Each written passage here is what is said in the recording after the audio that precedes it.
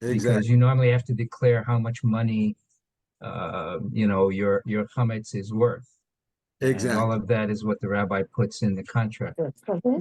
Exactly. That is correct. That's a very important point. The sale of chametz is a financial agreement between the Jews, however many of them there are, and the non-Jew. And the non-Jew is buying the chametz for the fair market value. We don't exaggerate the price and ask him for a higher price because that makes it just look like a joke. We don't make it a very low price because he might try to take advantage. I'm muting you all. He might try to take advantage and not sell it back or sell it back for the lower price. We say in the contract that we are selling it for the fair market value, as will be estimated by the experts, should he choose to actually keep it after Pesach. What about an option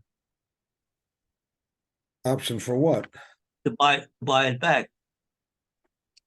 Yeah, the Jew, we do write in the contract that if the Gentile wants to sell it back to the Jew is agreeing from the beginning to buy it back, in which case the Gentile will not have to pay the price that he owes.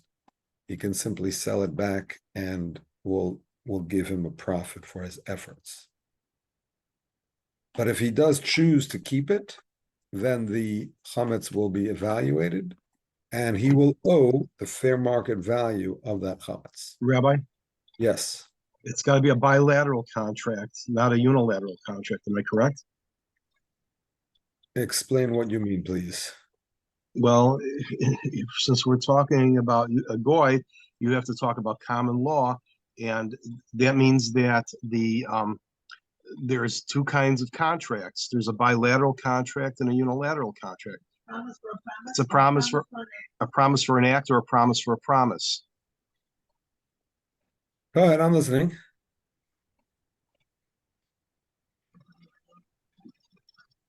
So that's Don't stop. basically. Don't I'm stop. sorry? What's bilateral? What's unilateral? Unilateral is having An act is done for a promise. an act is done for a promise. And a promise for a promise would be bilateral, meaning that you're both agreeing to carry out a promise, but it's going to be, it's still, it's for the future, basically. I'm not really following that. I mean, a goy, you cannot, it can't, it has, when you're dealing with, okay, just one moment. Here's somebody who knows a little bit more about it. Yeah, excuse me, Rabbi. Yes. My name is Sarah. Yeah, I mean, based on my knowledge from law school, Yes. a unilateral contract is where there's a promise, but the other side fulfills their part of it by an action that they have to take. Whereas with a bilateral contract, it's a promise for a promise, and they both sign on the dotted line, or they both agree, whether verbally or actually in writing, that one of them promises to do such and such in response to the promise of the other to do such and such. And they can append conditions to it, but basically it's a promise for a promise, whereas a unilateral one is it's fulfilled when the action is completed in response to the initial promise by the other side.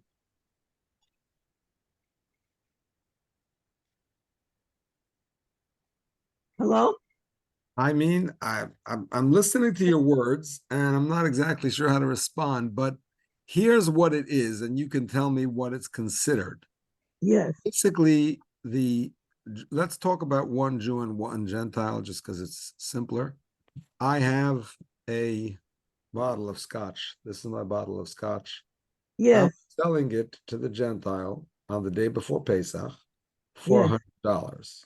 The Yes. Gentile says, "Hey, I don't have $100 on me, but I'll pay you 10, and I'll pay you the rest later." Oh, the 10 is like an Aragone. It's a deposit. Okay, but He gives a deposit. He gives a deposit, and with that, the sale is complete. This actually belongs to him. He paid me for it, and he owes me the rest of the 90. And I say to him, listen, Yeah, that's a bilateral contract. But okay, the condition, it had a condition with it, but that's basically a bilateral contract. okay, good. If he would give you the money right away and you give him the bottle, that's unilateral, Okay, so call it bilateral. That's fine.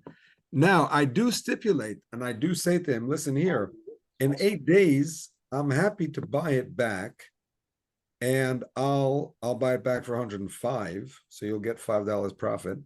And you don't have to pay me the 90 because I'll just give you the extra, 15 back, and that'll be it, and we'll call it quits. And if he agrees, that's fine. And then come 8 days later, I come over to him and I said, do you want to sell it back? He says, yes. I pay him 15, and the 90 that he owes me is forgiven. And if he says, no, I want to keep it, I say, no problem. Pay me the other 90, and it's yours. Yeah, this is all part of a bilateral contract. Okay. So that's what it is. Now, of course, this happens on a much larger scale, because usually the one rabbi will sell the chametz for his entire community. So we might be talking about millions of dollars if it's a rich community, or if there's a factory there, beer, alcohol, whatnot. So obviously it's much larger amounts, but the principle is the same. Yeah. Okay, all of this is an introduction, my friends, to the story. Ready for the story? Yes. Okay, so here we go.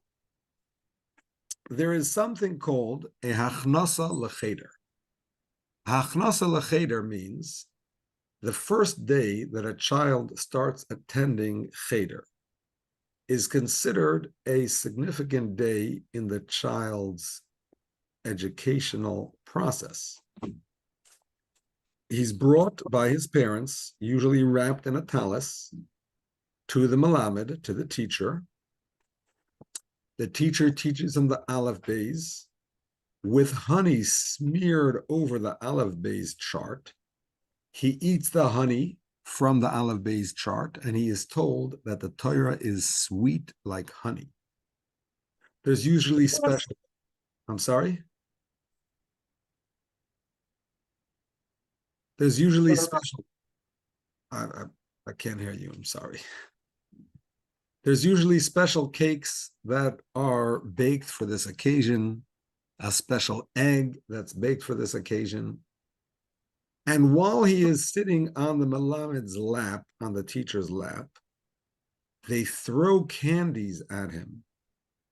And they say these candies are from Malach Michael, the angel Michael has thrown candies on you. And that's it. And he starts to learn Chumash. Traditionally, he starts with Chumash Vayikra, which is about sacrifices, because children are pure and sacrifices are pure. And then, of course, he goes back to the beginning of the Chumash Bereshis and the 6 days of creation. And he's integrated into the class, and he starts his formal Jewish education. Now, all of this happened to the Rebbe Rashab. I'm going to mute everybody just because there's some background noise, and you can unmute yourselves as necessary. All of this happened to the Rebbe Rashab, who was the 5th Lubavitcher Rebbe, when he was a young boy. And he was the grandson of the 3rd Lubavitcher Rebbe, who was known as the Tzemach Tzedek, Rabbi Menachem Mendel Schneerson, not to be confused with his descendant, who was the 7th Lubavitcher Rebbe, who had the same name. So the ceremony of bringing the young boy into Cheder, the Rashab, he was called, Reb Sholem Ber, he was a child, then later on he would become the Rebbe and the founder of the Chabad Yeshiva, and a great teacher of Hasidus, very brilliant mind. So at that point, he was a young boy, and the ceremony of bringing him into Cheder was presided over by his grandfather, the Tzemach Tzedek. And of course, as part of that ceremony, they threw candies at him. His own grandfather, the Tzemach Tzedek, threw candies at him and said these candies come from Malach Michal, the angel Michal. The Rebbe Rashab treasured these candies. They were very special to him. A few months later, it was Erev Pesach, and one of the places you're supposed to check for chametz on Erev Pesach, believe it or not, is your pockets. This is an often overlooked possession in terms of checking for chametz. You know, you check the nooks and the crannies and behind the beds and under the cupboards and who knows where else, the refrigerator, obviously. But your pockets, you know, who thinks about your pockets? But your pockets have to be checked. You know, sometimes you have a snack, you put the leftovers in your pocket, maybe a little wafer, a little cookie, who knows what. You have to check your pockets, and you have to check the pockets of young children, who in particular sometimes put candy or whatever else in their pockets. So the Tzemach Tzedek called over his grandson, the Rebbe, who would later be the Rebbe Rashab. At that point, he was called the Rashab. And he asked him to empty his pockets. And lo and behold, he had those same candies that had been thrown at him when he was brought into Cheder several months earlier. He was still treasuring those candies. And his grandfather said to him, you need to eat them up because Pesach is coming. And that's exactly what he did. He ate the candies, and that's pretty much the end of the story.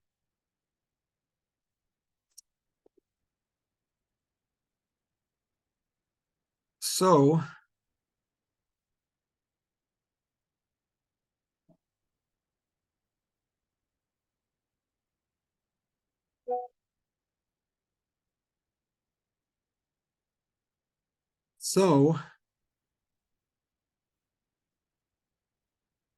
here's the question.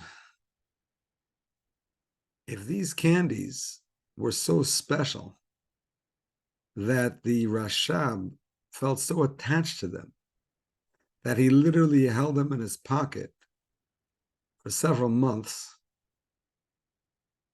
why did his grandfather insist that he eat them up? Why couldn't he tell him, you know what? I know you're really attached to these candies. We're going to sell them with the chametz. Go put them into the cupboard, who knows where. We're selling that section for chametz, for Pesach. And that's it. Go ahead, put it there. Or he could have told him, go put it in, you know, in front of the yard, in a public domain, and declare it ownerless. And after Pesach, maybe it'll still be there, maybe not, but maybe yes. And you'll be able to get it back. Why did he kind of force the kid to be done with it? After all, these candies were precious to him. Maybe he could have saved them for years.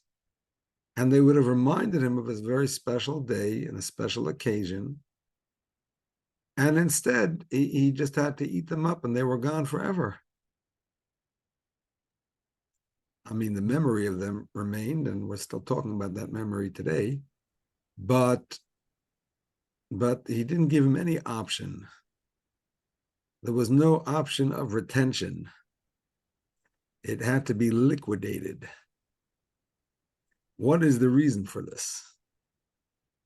Your first question. Yes.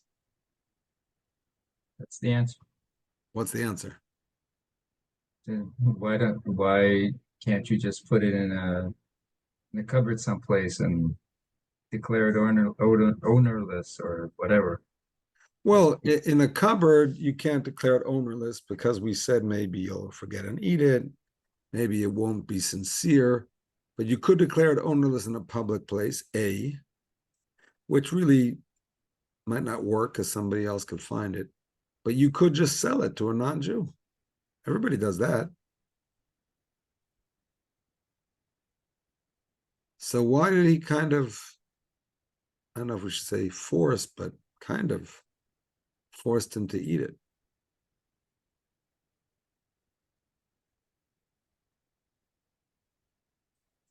The kid would long for them during the holiday, which takes, it's not the proper attitude. Well, it's possible. I'm sure there are some people who who long for chametz anyway.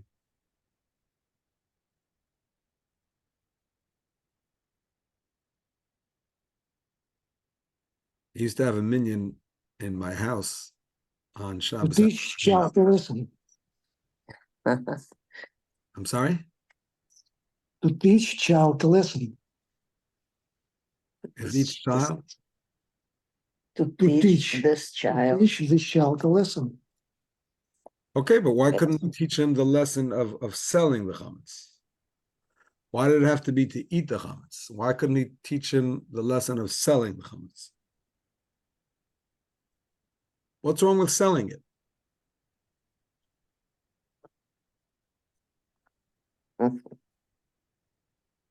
To sell it to make money.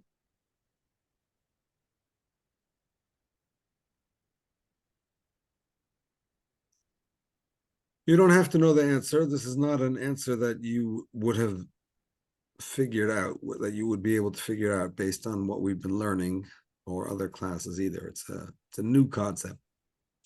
But I will just mention something about yearning for the chametz during the holiday. So I used to have this minion in my house Shabbos afternoons. And there was one guy who was a smoker. And I noticed that like after Shabbos, right away, he was in front of my house smoking. And I said to him one week, like where do you get those cigarettes from? Like the matches, like I don't have cigarettes around my house. Like, are they hidden in some stash somewhere? He said, yeah, they're in my pocket the whole Shabbos. Oy, oy, oy. He walked around. I mean, there's an Eruv, but whatever, I still wouldn't recommend it. He walked around the whole Shabbos with his cigarettes.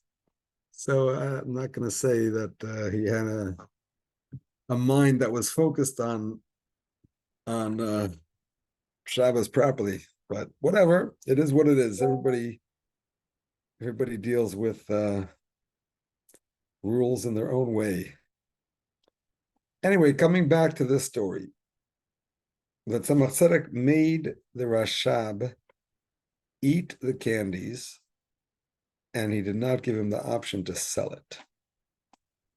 So the Lubavitcher Rebbe ties this in to the Chabad Hasidic practice, which is not to sell the chametz that one received from their Rebbe, not to sell such chametz for Pesach, rather to eat it up for Pesach. The Rebbe gave people dollars. He gave people wine, what's called kois shel bracha. After he made Havdalah, after Yontif, he would, which that same cup was used for benching, he would share it. You could stand in line and get some of that. It was called kois shel bracha, the cup of bracha. But he would also give out chametz sometimes. Rabbi? Sometimes, yes. You know, I'm as you're explaining this almost reminds me of the manna that you can't save it. It had to be eaten. this That's was right. during Pesach, maybe because it's during Pesach, it may have a connection with that, why the Rebbe might have made that, connection. That's this kind of hummus has to be eaten. It cannot be sold. It can't be used for anything but eating, as it was during the migration out of, out of Egypt, Mitzrayim. So the miracle of this, there has to be a miracle behind a nace behind certain kinds of, foods. I mean, I'm just thinking this as you're speaking. I may be wrong, but I mean, it seems like there might be a connection there.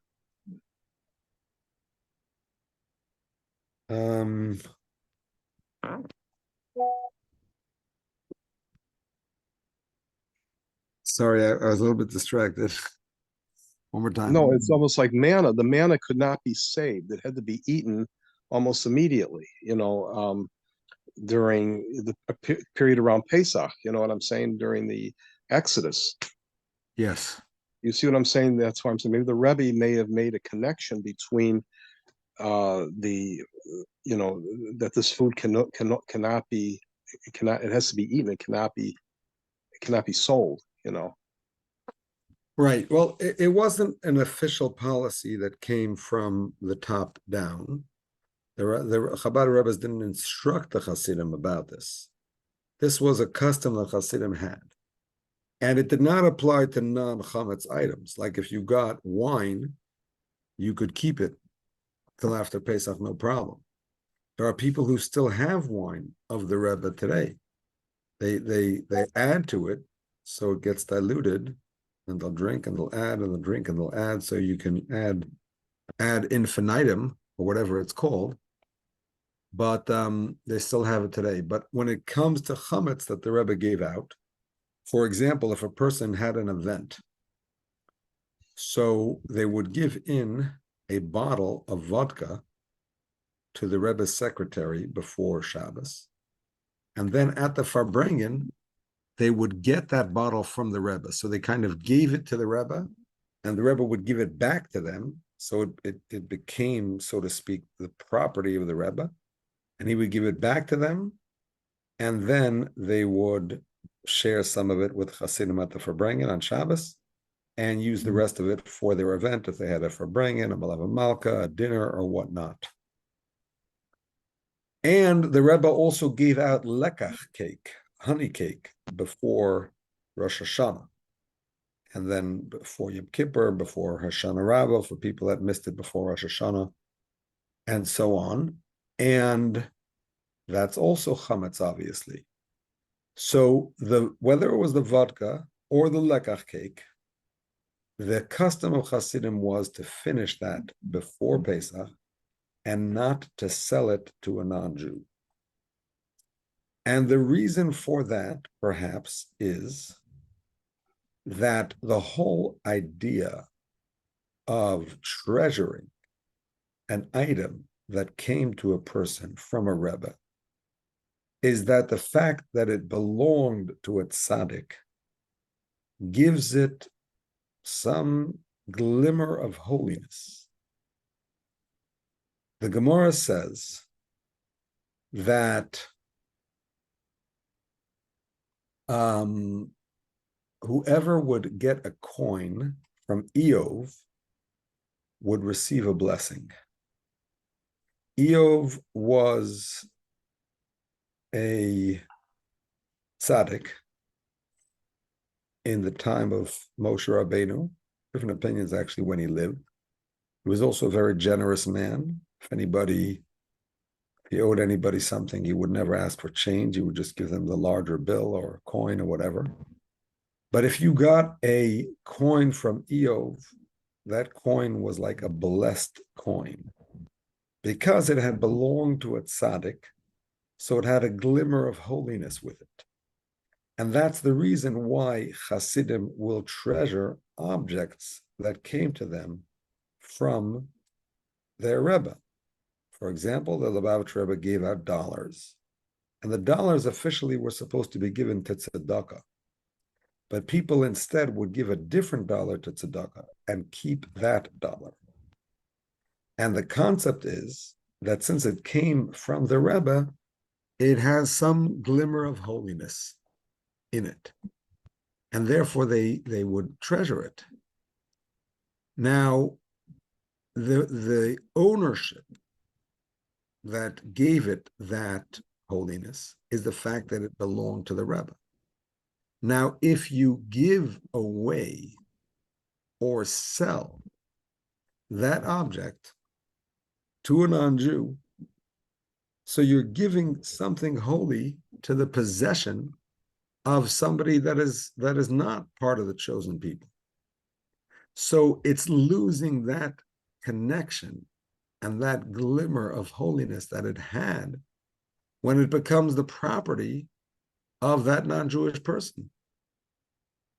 In fact, maybe it's even considered to be like disrespectful to take something that you believe to be holy and to have glimmers of holiness and give it to somebody who kind of doesn't really appreciate it.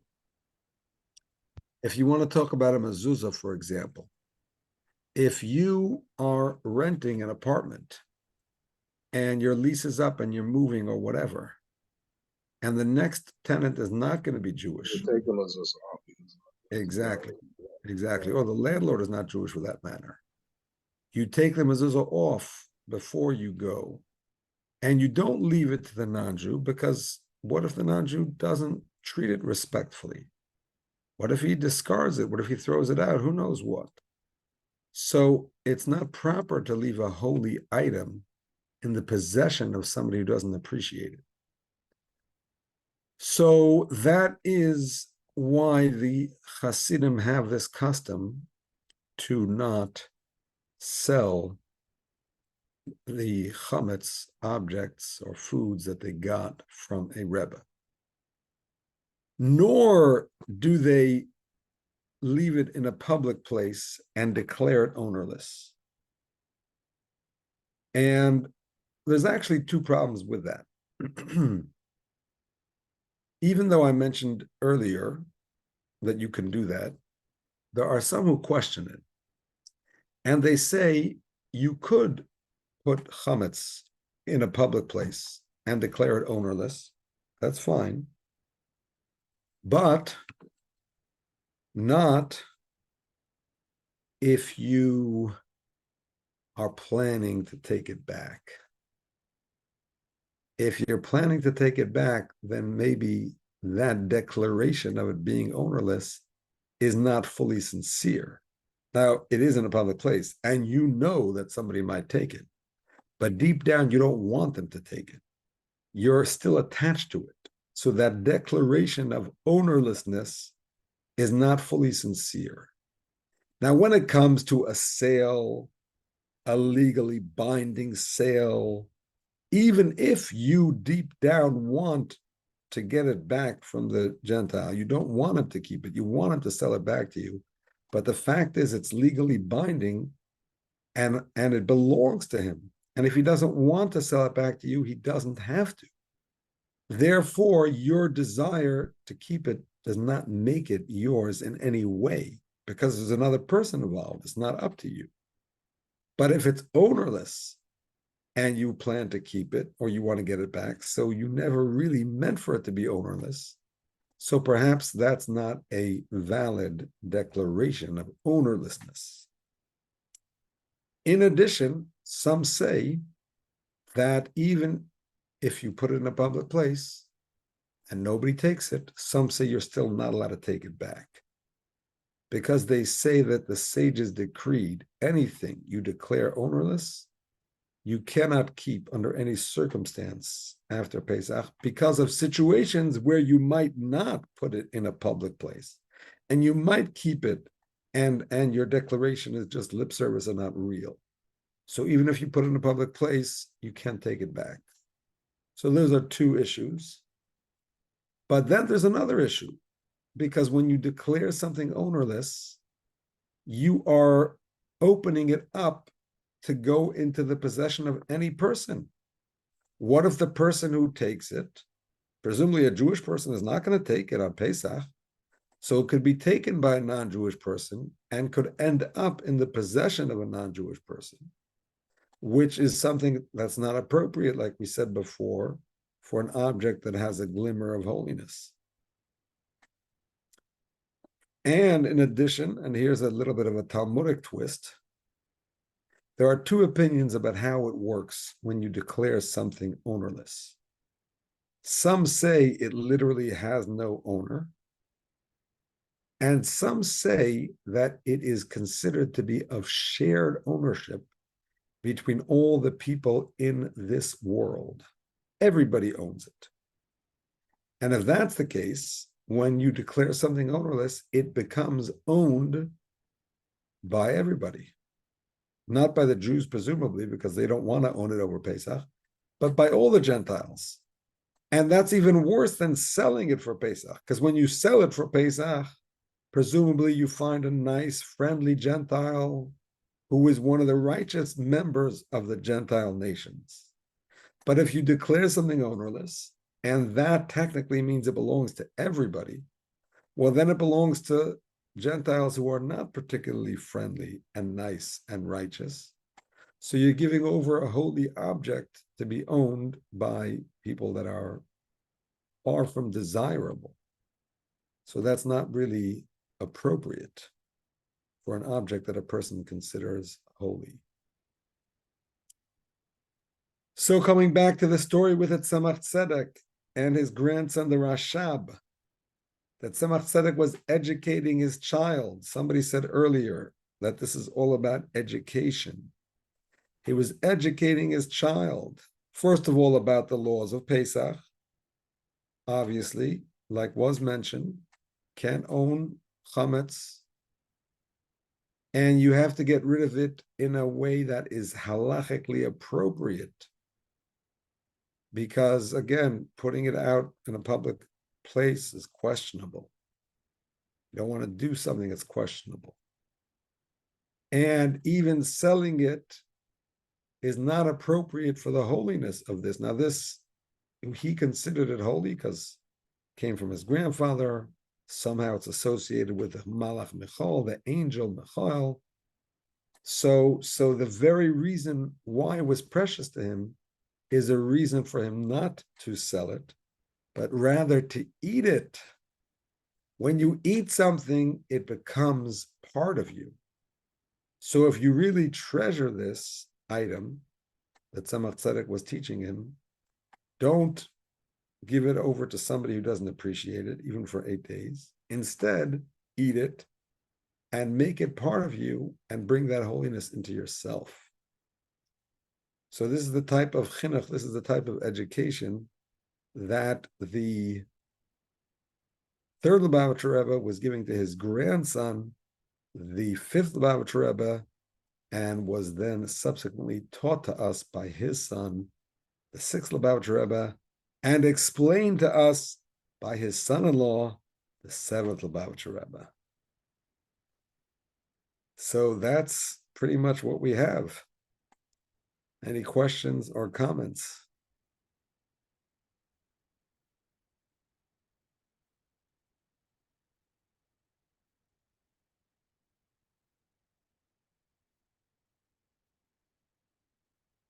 Yes, David, go ahead, but unmute yourself, please.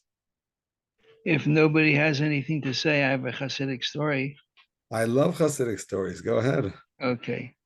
So the fourth Lubavitcher Rebbe, which was the Rebbe Maharash, Rebbe Shmuel. Yes. So before he became Rebbe, while his father, the Tzemach Tzedek, was still the Rebbe. So the fourth Lubavitcher Rebbe was a young man, and he wanted to see the Belzer Rebbe, which was, I think, it was many generations. I forget which Belzer Rebbe it was. So he wanted to see the Belzer Rebbe. So he made up with a friend of his that they would go incognito. They would put on regular clothes, and they would travel to see the Belzer Rebbe. And the Belzer Rebbe at the time was blind. And they traveled to the Belzer Stiebel, to this big shul. And I'm not sure if it was, I don't think it was in Belz. I think it was at that time in another place. I forget where. And they went to Belz to see the Belzer Rebbe. And he told his friend, we're going secretively, like we're not advertising who we are.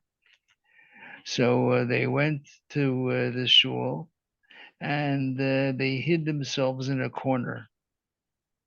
And the Belzer Rebbe at the time, because he was blind, he would come into the shul, and they made an aisle. They made like a shvil where everybody sort of separated, and the Belzer Rebbe would walk to the front of the shul to his place, so he wouldn't have any interference or obstacles.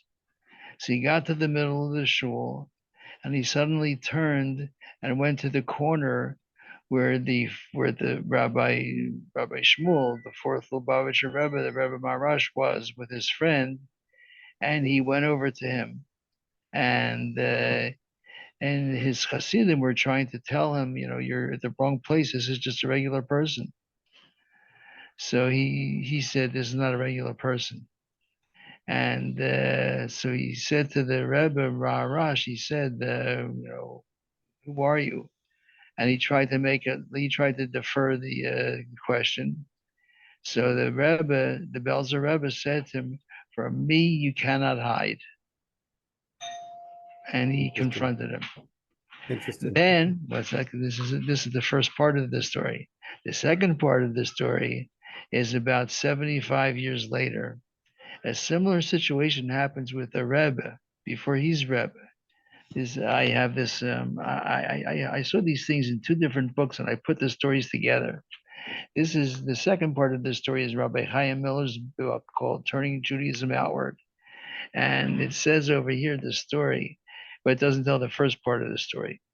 It says that the Rebbe, and this is in 1929, the fourth Belzer Rebbe, who passed away in 1957, Rabbi Aaron Rokeach. So the fourth Belzer Rebbe was in Berlin, and he was having eye treatment because he was also having major problems with his eyes, similar to his great-grandfather or his grandfather of the previous story. So he was in Berlin, and he went there for eye treatment. So the Rebbe, Rabbi Menachem Mendel, when he was like at that time 27 years old, he suggested to his friend that they go together to join the many visitors who had come to welcome the Rebbe, on condition that not a word was that he should tell anybody of who he is, that he's the son-in-law of, he's the son-in-law of the previous Rebbe. So I'm reading some of this. It says, having just undergone optical treatment, the Belzer Rebbe's eyes remained closed, and he looked down as he greeted a long line of assembled guests, shaking each person's hand through a towel. When Menachem Mendel approached, dressed in an ordinary suit jacket, because he wanted to be incognito, the Belzer Rebbe looked up, removed the towel, and shook him directly by the hand. The Belzer Rebbe said, who is this young man? So the Rebbe said, a gewöhnlicher younger man, an ordinary person, because he was trying to remain inconspicuous. Refusing to ignore his intuition, the Belzer Rebbe persisted. This is a warm hand, young man. From us, you cannot hide. Now, it's the exact same words that his grandfather said. He said, from me, you cannot hide. And now his grandson's saying, from us, you cannot hide. He's telling this to the Rebbe. Very nice. At this point, with the Rebbe's cover was blown, and they told the Belzer Rebbe, this is the Lubavitcher Rebbe's son-in-law. And Yes. the Belzer Rebbe, who was blind, he said, yes, I see. Very And good. then he says, I felt he was a refined hand, and he brought him over to the table and sat with him by the table. Nice, Yasher Koyach, thank you for sharing. So we will stop here, and I believe there's a week off next week for those that want to take a break, what's called the Yeshiva Week, otherwise known as the non-Yeshiva Week. And we'll see you the following week with Hashem's help. Thank you, Rebbe. Thank you, Rabbi. My pleasure. Thank you so Thank you, much. Rabbi. Thank you. Everybody. David, Rabbi, David. Yes. Yes. why, I'm curious, why did they want to go incognito in either case? Why did they want to hide their identity? Rabbi Yitzchok convention, I guess. They wanted to remain humble. They didn't want to make a big deal out of themselves. Humility, yes. That's what I Yes. thought maybe it was, but I wasn't sure.